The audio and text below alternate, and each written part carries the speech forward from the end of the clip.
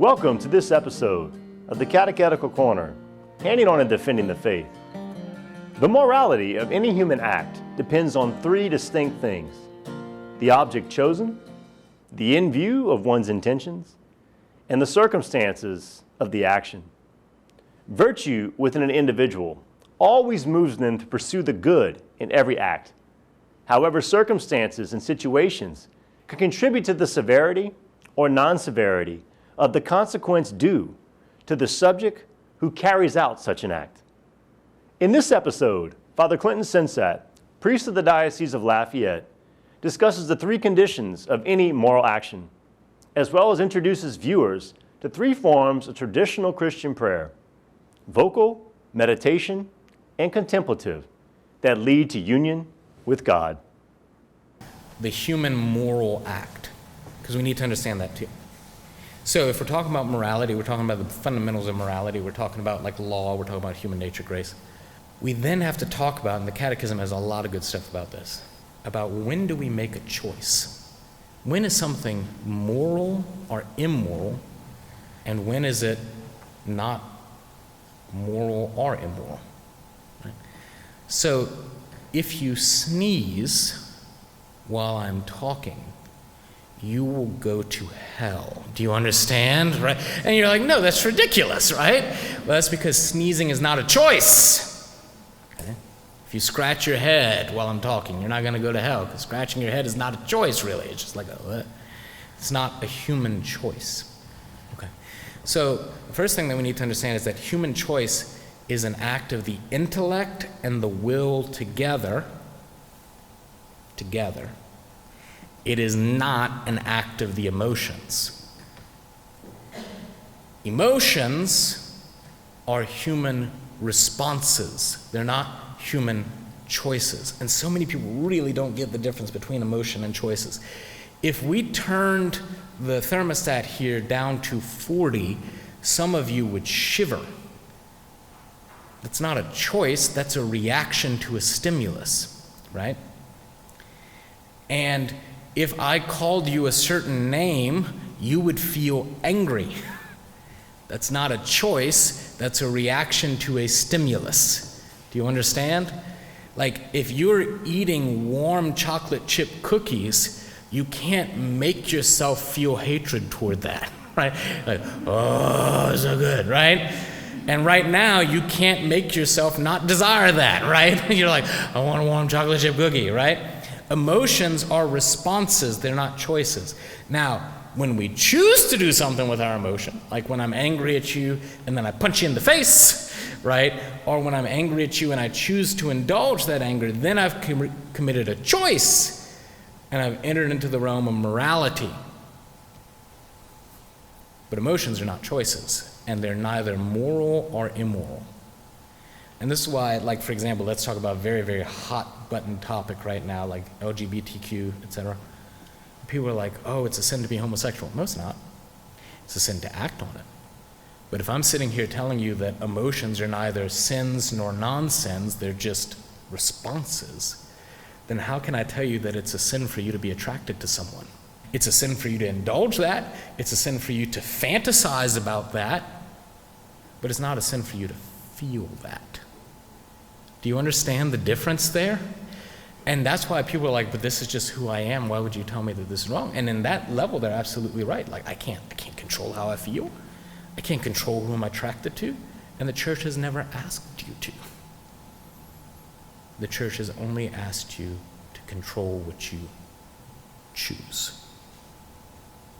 What you choose. Not what you feel, what you choose. Okay? And that's so very important. So, let's do this last real quick thing.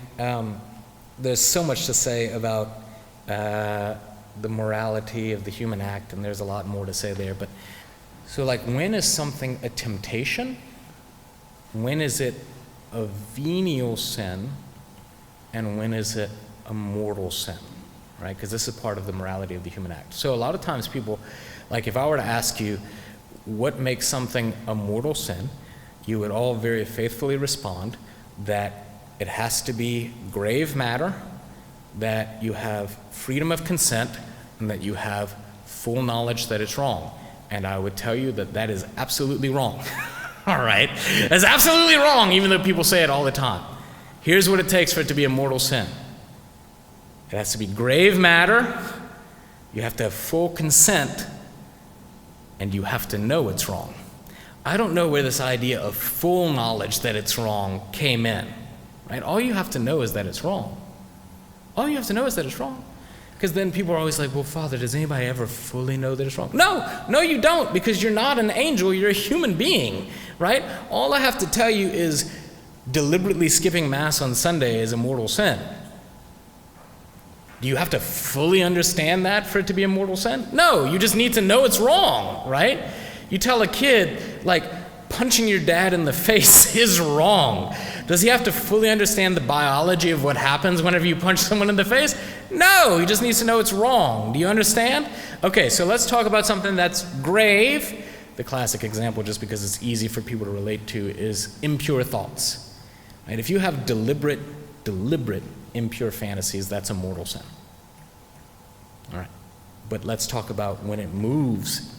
Right? This is when is it a temptation? When does it become venial sin? And when does it become mortal sin?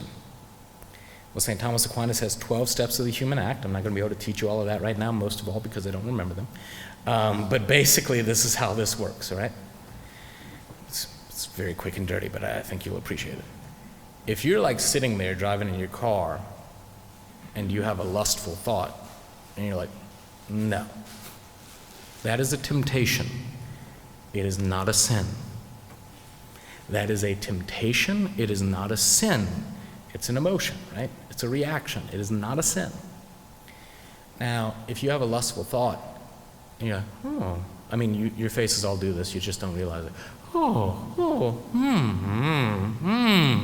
And then you're like, and you stop yourself, right? That is a venial sin because you started to entertain it, but once you became fully conscious of what you were doing, or once you became conscious of what you're doing, you decided to stop. Do you understand? That is a venial sin. So there was some engagement of your will in there, but it wasn't a deliberate engagement of your will. Deliberate. You have to deliberate for something to be deliberate. Now, if you have a lustful thought, and then you realize what you're doing, or you go deliberately seek something out in order to make those thoughts, right? And you're like, that's a really great thought. Let me just think about that for the next 30 minutes. That is a mortal sin. Do you see the difference? One is an emotion. The second is you're kind of consenting to it, but you haven't really thought it through. And then once you fully consciously think it through, know that it's wrong, and still decide to do it, that makes it a mortal sin. Now, there are all kinds of things that enter into this too, right? I mean, this is not the full teaching of this, right? We can talk about things, and if you have high school students, you should research and get into things about the morality of the human act, like double effect, like formal and material cooperation with evil, which is everything involved with the vaccines today, invincible ignorance, and culpable ignorance. A lot of people think that if you don't know something, you're automatically excused, and that's never what the church has taught. The church teaches if you couldn't know that something was wrong, then you're not morally responsible. But if you could have and should have, so like I had friends growing up and they wanted to stop going to catechism because they were being told that things were wrong, and they're like, well, if we don't know that it's wrong, we can still do it. Like no, like if you decide to not go to catechism, you're still going to be blamed for that, right? But like, let's give you a totally different example. Not in our diocese, we've never had this problem. But let's say somebody goes to confession to a bishop and confesses like looking at pornography. And the bishop says, oh, don't worry about that, that's not a sin.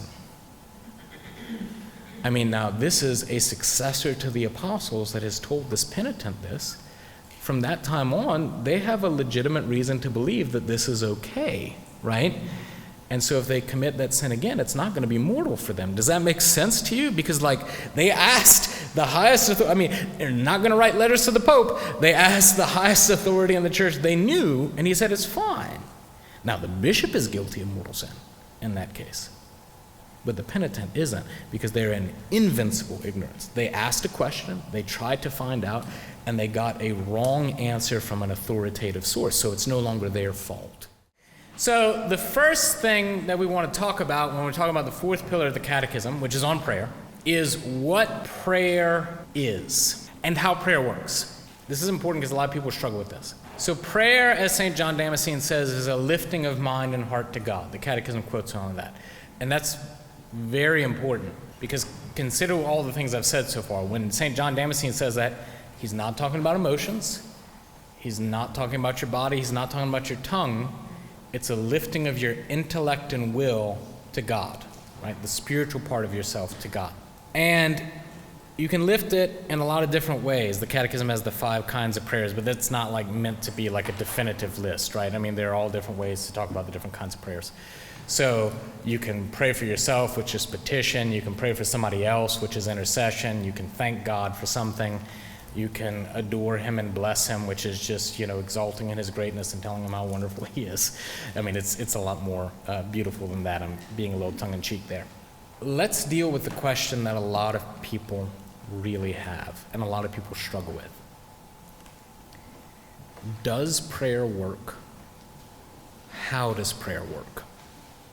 An answer that you will commonly get, and is found in the saints, is that prayer works by changing us, right? So Dionysius the Areopagite says a beautiful thing. He says, like, God, it's an image, it's a metaphor, right? God is in heaven, and prayer is a chain that runs down from heaven.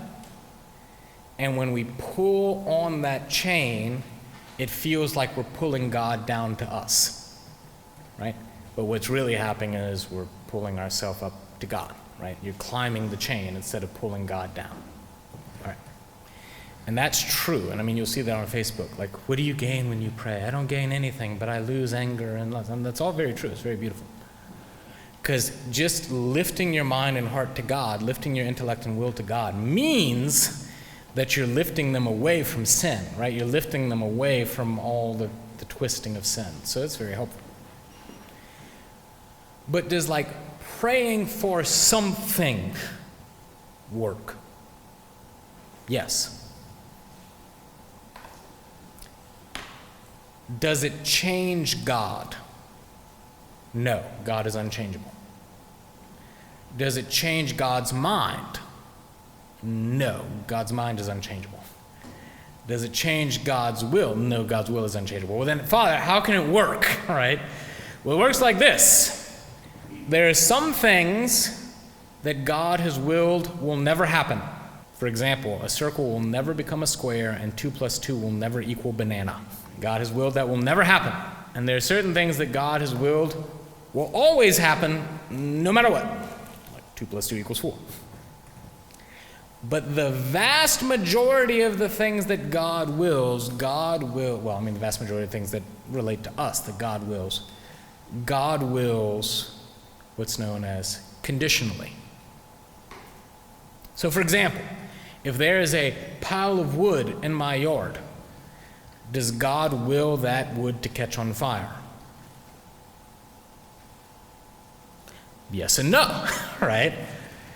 If no gasoline and matches ever applied to it, then it certainly seems like God does not will that wood to catch on fire. Now, if God did will that wood to catch on fire, and willed it absolutely, then the wood would just boof, catch on fire, right? Like a burning bush. Now, if I pour gasoline on the will and strike the match and toss it on there, does God will that the wood will catch on fire? Most probably, right? If it was contrary to the will of God, it wouldn't happen. So God wills that the wood catch on fire under the conditions that I light it on fire. If that condition is not met, then God does not will the wood to catch on fire. If the condition is met, then God does will the wood to catch on fire. And you might be saying, well, but that makes no sense. It's like God isn't doing anything at all. And I would say that you are completely wrong. So often we think of God as if he's another thing in the universe.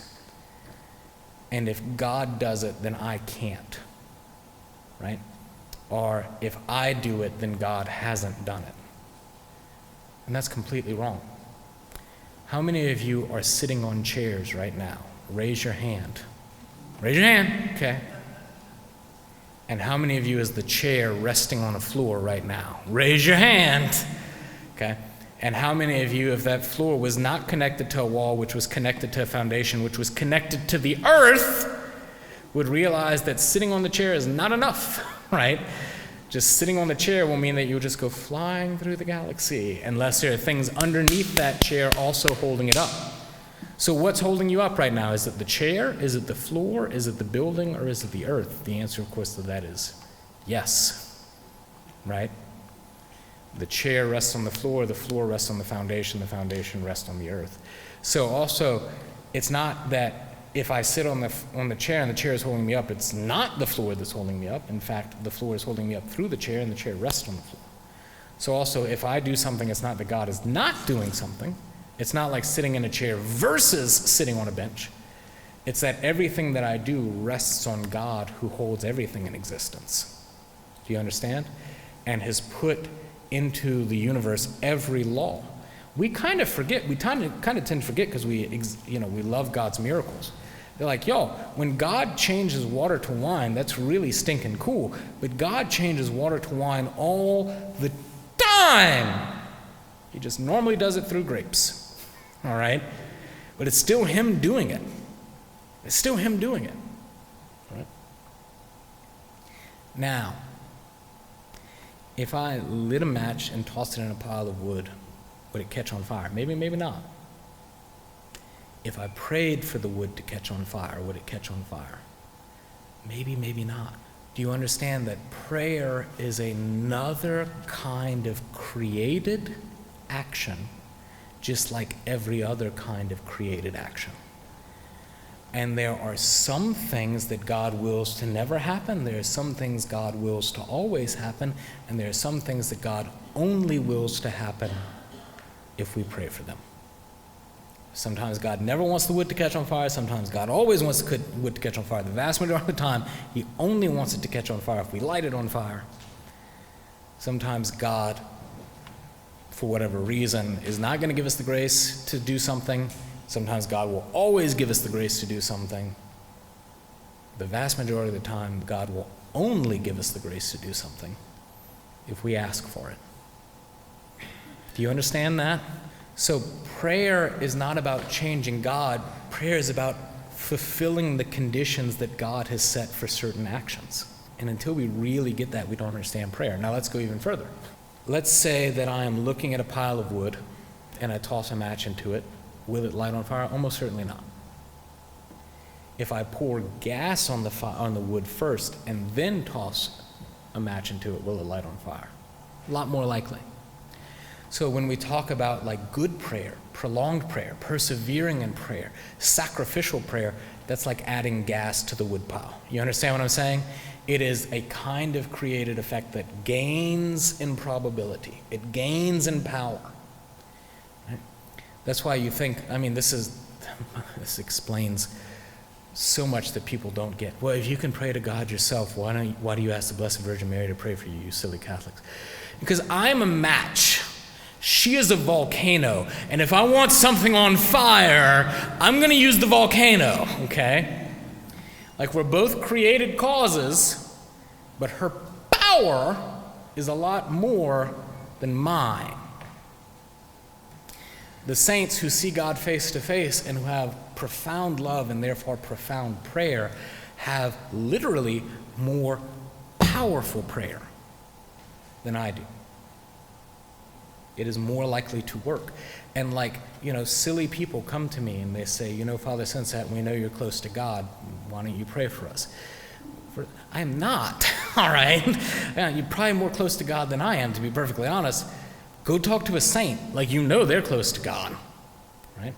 I will pray for you. I will pray for you. But that's like trying to move, a sailing ship and me going, right? I'll add to the effort. It's not going to be the thing that's definitive, right? Your intense prayer and the intense prayer of the saints, it'll move it. Okay, so I hope you understand that. I hope that's really starting to make sense to you. Like, and that's why people like, the old Jesuit phrase, which is a little weird, but makes sense in this condition. Work as if everything depended on you, pray as if everything depended on God. In the correct way of saying that, that makes a lot of sense. Like if you're trying to convert a parish, for example, like if you're a priest, should you focus on preaching or should you focus on praying for them? Yes, right? Yes, you try to do everything possible to get that effect. You try to meet all the possible conditions to make sure that effect happens, because God is a God of cause and effect, and normally he will only allow the effect to happen if you've met the causes. Right? I would love for God to miraculously make me like skinny and healthy and never like desire junk food again. It's not going to happen, right? It's possible. That'd be a wonderful part of my saint story. And then Father Sensat miraculously became thin. That would be great. I would like that, right? But what's probably going to happen is I have to try and I have to pray to meet the conditions necessary to get that effect. Okay? All right. So among the different kinds of prayer and the different ways of praying, Jesus gives us the Our Father, right? So just as you learn in the Creed, you learn in the 7 sacraments, you learn in the 10 Commandments, the classical thing for this pillar is the Our Father. And the Our Father is the model of prayer. It's not magic. I need you to be very clear about this. It's not by using these exact words God is suddenly going to work magic for us. The whole purpose of the Our Father, as the saints tell us, is that, and this is a great, great, great line, St. Thomas says, prayer is the interpreter of desire. When I ask for something, it's because I want it. Prayer is the interpreter of desire. Therefore, in the Our Father, Christ teaches us what we should rightly desire. Right? And therefore, what we should rightly pray for. The 7 petitions of the Our Father. God, may your name be held as holy. Your kingdom come. Your will be done among us as it is in heaven. Give us this day our daily bread. So let's pause on that because people will ask this a lot. Father Sensat, can you just pray for stuff? If you have a family and you're unemployed, is it right to pray for a job? Absolutely, right? Because that's your daily bread. That's what you need to meet your obligations to your family and to God. If you have a car to get to work and you're a priest, is it right to pray for a Porsche? No, right? That is not your daily bread. That is filet mignon, right? That is not what you need. That goes well beyond what you need. So for our basic legitimate needs, even material needs, we can always pray. But for luxuries, no. It is not right to pray for luxuries. And forgive us our trespasses, we forgive those who trespass against us. So you can pray for forgiveness, but that's the one prayer that Christ makes conditional upon it. You also have to forgive in order to ask for forgiveness. And lead us not into temptation, we pray for that all the time, right? Please, Lord, deliver me from this temptation, deliver me from this trial, but deliver us from evil, right?